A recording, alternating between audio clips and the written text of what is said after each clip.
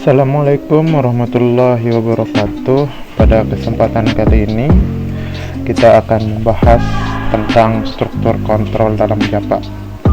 Di sini struktur kontrol dalam Japa adalah sebuah fasilitas pernyataan dari Japa untuk mengeksekusi suatu bagian blok kode dalam Japa dan tidak menjalankan blok kode yang lainnya. Jadi fungsinya struktur kontrol ini nanti untuk menjalankan kode tertentu dan tidak menjalankan kode yang lainnya. Di struktur kontrol Japa itu ada beberapa hal yang akan dibahas pembagiannya.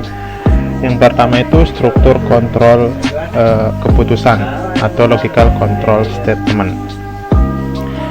Struktur kontrol ini berhubungan dengan pemilihan atas satu atau lebih proses pemilihan dengan konsekuensi atas pemilihan tersebut. Maksudnya di sini di struktur kontrol keputusan ini ada sebuah kondisi yang menentukan sebuah kode program itu akan jalannya ke arah mana.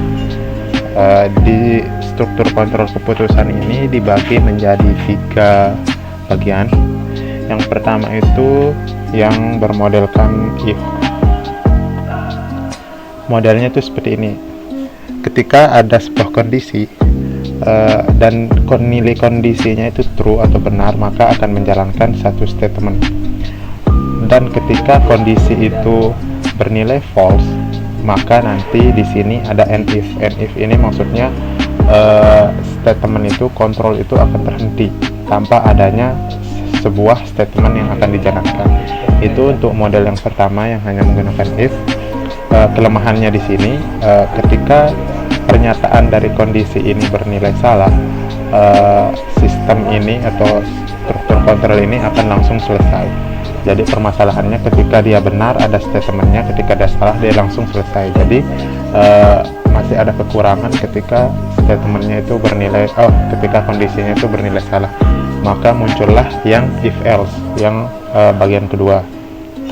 Ini model yang if else. Ketika ada sebuah kondisi dan bernilai true, maka akan menjalankan sebuah statement dari kondisi itu ketika dia true atau benar. Dan ketika dia salah, dia juga punya statement yang akan dijalankan. Nanti setelah statementnya itu selesai, baik dia true atau false, itu baru dari kode program itu atau struktur kontrol itu akan selesai. Lalu bagaimana dengan adanya kondisi yang banyak? Di sini kan dari tadi, dari yang pertama sampai yang kedua itu cuma ada satu kondisi saja. Lalu bagaimana dengan kondisi yang bertingkat? Baru di sini ketika ada kondisi yang lebih banyak, masuk ke bagian ketiga dari struktur kontrol keputusan ini. Bagian ketiga itu yang if else if, bentuknya seperti ini. Jadi nanti untuk yang if else if ini, ketika kondisi pertama itu bernilai true akan menjalankan statement yang pertama nih. Nanti ketika kondisi yang pertama ini false seperti yang ini, akan masuk ke kondisi yang baru. Kondisi yang baru ini, kondisi yang kedua ini nanti lagi